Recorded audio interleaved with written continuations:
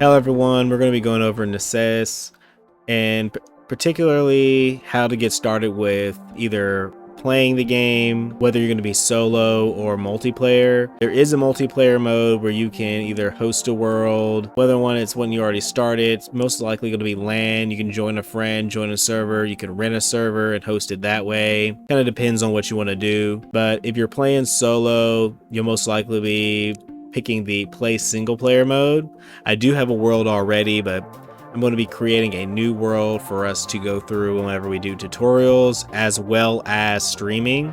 I had started a world of my own just so I can play around and kind of get my feet wet. I have maybe about like 4 or 5 hours in that, but we're going to be doing it from the ground up, starting with this one here. So you will click create new world and it will let you name your world here. You can either do survival or creative. That way, if you want more of a challenge, survival's where you're going to want to go. And then if you're going to, if you want to, it's like Minecraft. You want to have all the resources and just play around and build.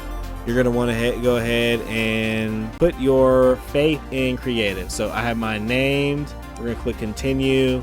And then that will allow us to come over here to the difficulty. You can pick casual if you really want to be chill. And then you can pick brutal if you've beaten this game a few times. You can change it whenever you want. And you can also go through and update the settings just a little bit here. So you can do like drop material, raid frequency, survival mode, enable player hunger. You can make a seed.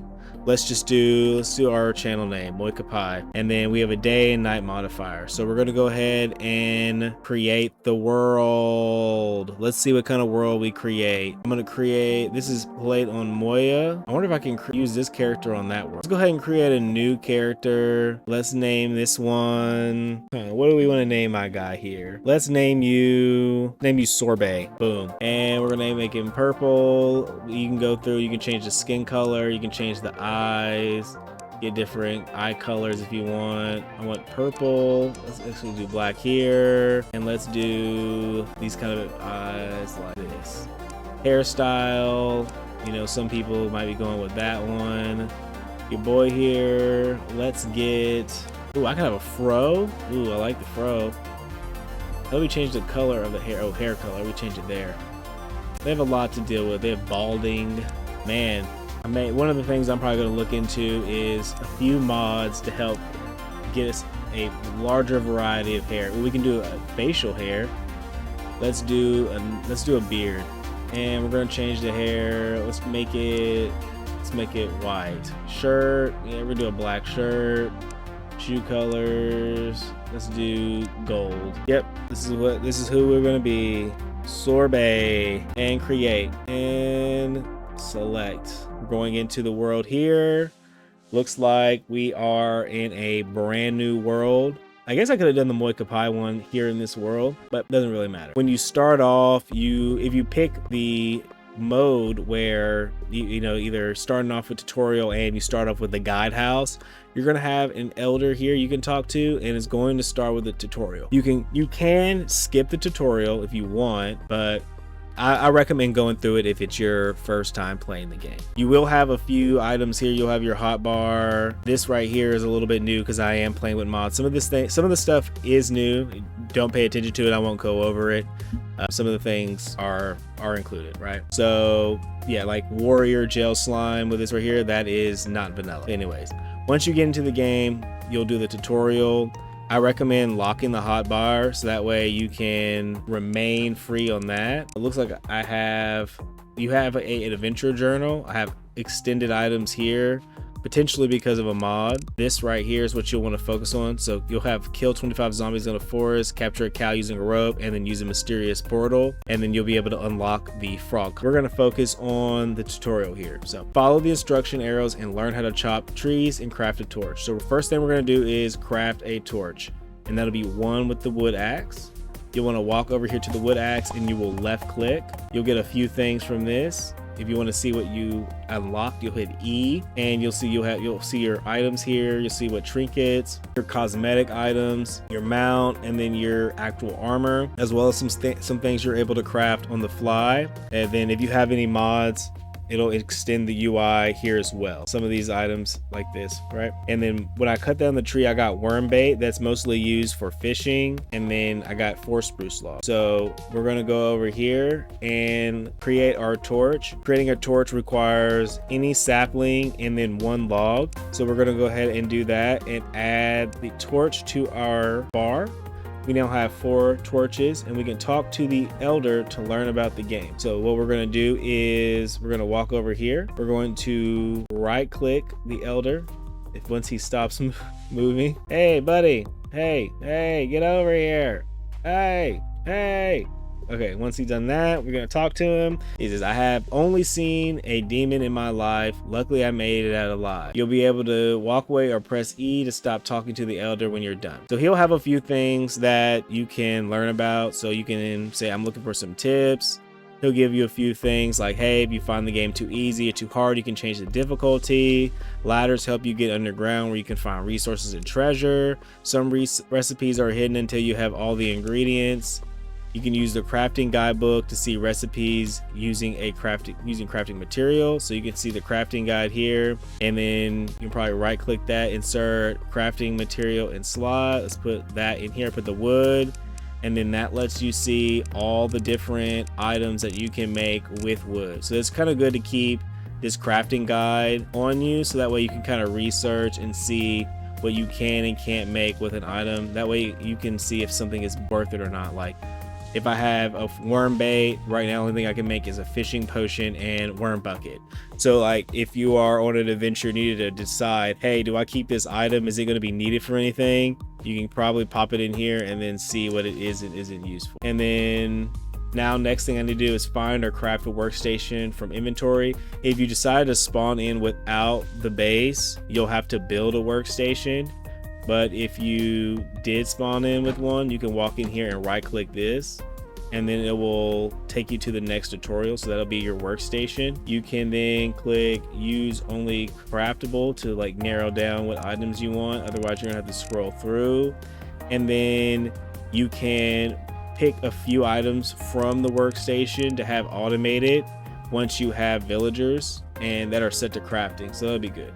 So next in the tutorial, we have to find and craft a wood pickaxe from the wood workstation. So what we're gonna do is we're gonna go over here to some of these trees and cut them down. We got a few more spruce, so we got 7. Cut down this one here. I got a grass seed, and nice.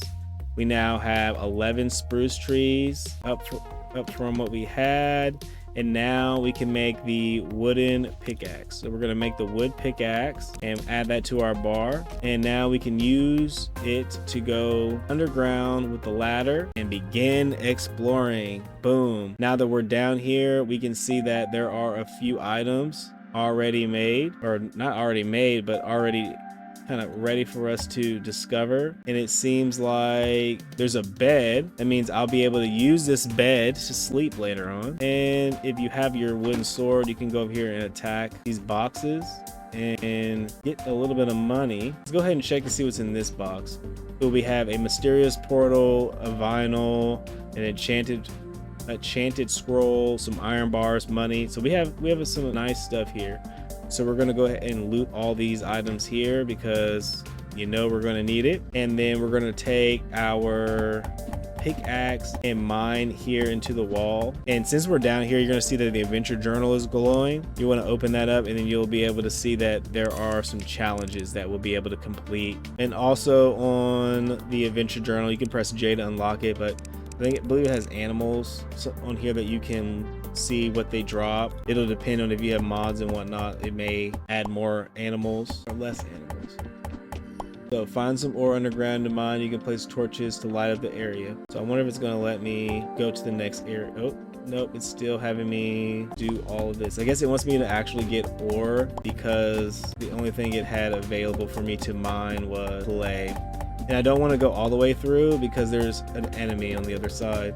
So we're gonna mine just enough to get in here, and boom, we got 4 iron ore. So this will allow us to continue moving forward. And I'm gonna go ahead and put a torch here so that way we are safe, because monsters will spawn in dark areas. So if it's any form of darkness, monsters are gonna spawn in there. and come attack you. So ores are used to craft, well, with that knowledge, you're going to be good. So I'm just going to go ahead and go to the next one here, right? So ores are used to craft bars, which are used in many recipes throughout the game. You can find all kinds of ores, monsters, and treasures in caves. To find out more about caves and biomes, open the adventure journal, and then we kind of already did that. You can go to the service and start your settlement by placing a settlement flag. You can find some of the starter house chests or craft one in the workstation. Interact with the flag. Okay, so before we even do that, I'm gonna take this stuff up with me. So we have a couple beds, yeah, with a chair. Anything that we need is just something. We're gonna go back upstairs and we're good to go. So I'm gonna go ahead and put this bed in here since, you know, we're probably gonna need it. And we're going to use the settlement flag to start our settlement in here. I wonder if I can just place it. I kind of just want to put it, let's put it, I wonder if it matters. I don't think it really matters, and I probably can move it at any time. I kind of wanted it out of the way because it is like, let's put our flag right here, and we'll name our settlement the Moyan Guild. All right, now that we have our settlement down, we can press C, and this will allow us to change our name, make it public, unclaim it, see what settlers we have, select all of them, look at their equipment. Okay, manage their diets. One thing I do recommend if you're managing their diet is if you want to keep some of these ingredients like beets, blueberry, cabbage, and raw mutton and other unknown things, I would say just remove simple and then make it where they're only eating like actually cooked ingredients. I think that's probably the best way to go. That'll probably also help with their mood. He's unrestricted. There's work priorities. The elder, I don't believe you can do anything with the elder. He's just here hanging out. He just takes out, kills enemies. And then you can assign work zones. One thing I do, so sellers would drop off and use items from settlement storage. So once you get your storage together, you can set up a zone like this, or I guess you can just click on storage like that, and then you can do the same thing with workstations. Like say, hey, this is a workstation, like this one's already set as a workstation, you can probably take it off. And then we have forestry zones. So say right now we need trees. One thing I can do is say, hey, in this zone right here, I want you to keep all the trees. You know what I'm saying? Like right in this area, just y'all manage all that. So whenever I get anybody into my village, they'll be able to manage that. Oh, I'm glad he didn't attack me. He looks hype as heck. Oh, he has flash on him. Okay, so we have, yeah, we killed him. So we have a few more things I want to go over. I got fighting that guy. Okay, so we have husbandry zones.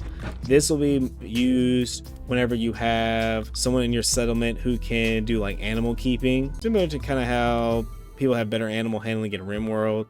That'll be used for that. And then fertilize zones, that's a farmer specific job. So they're going to be a few characters you can add into your village that are specific for each job. Like if you want to, you have to get an angler to do fishing, and you have to do like a hunter for someone to do hunting, if that makes sense. Oh man, he just blew up. Oh, he's an explosive kind of guy. All right, other than that, now that we have the menu and we can manage our settlers can help gather resources and join in on adventures. That is true. When we go here, you say you do settlers, command, you can have them all group up with you. I believe there's a process of where you can go through and add them to your party. So that way, when we go an adventure and say we go down here, we can bring them with us. You also then have to equip, make sure you have enough food, potions, maybe even armor, anything like that, so they don't die. That'd be tragic. Ooh, and then there is you do start with a guide here. You have these leather dashers, or a trinket, lets you sprint, but it, you know, zaps your hunger just a little bit. And I believe that's kind of all there is when you get started. Yes, it looks like the elder has a quest for us. Boom. Summon at night by using the mysterious portal. Yeah, so when we're going to accept that quest. Elder quests are major objectives that you can work towards, but feel free to discover the world at your own pace. Thank you for playing the tutorial, and good luck exploring. So we're going to end that. Whenever you're ready and you have enough armor and you feel like you're good to go, and you have a few villagers that are souped up, you could probably use this mysterious portal here that we got down in the cave, and that will summon a giant monster to help us out. I will eventually get to that point and we will take it down one by one. I'll probably do the little video series covering little things with this guy and streaming with this guy as well. I don't know, I think I like this start a little bit more. Just from playing the first time, I got a better idea, and I kind of want to make tutorials tutorials and videos about the game as I learn. So like that was something that I learned, and this is how I feel like I can kind of give back to you all here. And one thing I do recommend doing if you're first starting out, you can talk to this guy here and you can equipment. Let's see, you talk to him, you can go back, you say, let me look at your equipment. You can trade the copper sword for your wood sword at the beginning. That'll give you a little bit more damage, just because he's not gonna be he's not gonna need it this early on. And you probably would like to have the damage. It's only 5 more damage and free resources. That's how I look at it. But I recommend snagging the Elder Sword at the beginning, probably as soon as you can. That way you can start doing damage to other folk. But I'll see you guys next time. We will learn the game together. If you have anything you want me to cover, or there's something that you think I missed that a player would benefit from, let me know in the comments below, and we will go over how to do that as well. Next thing I'm gonna do is try to get somebody into the village, and then I think I want to get somebody in the village and then work on building a solid house for me as an adventurer that can work as like a centralized location for everybody else in the village. See you guys next time. Your boy Moika's out.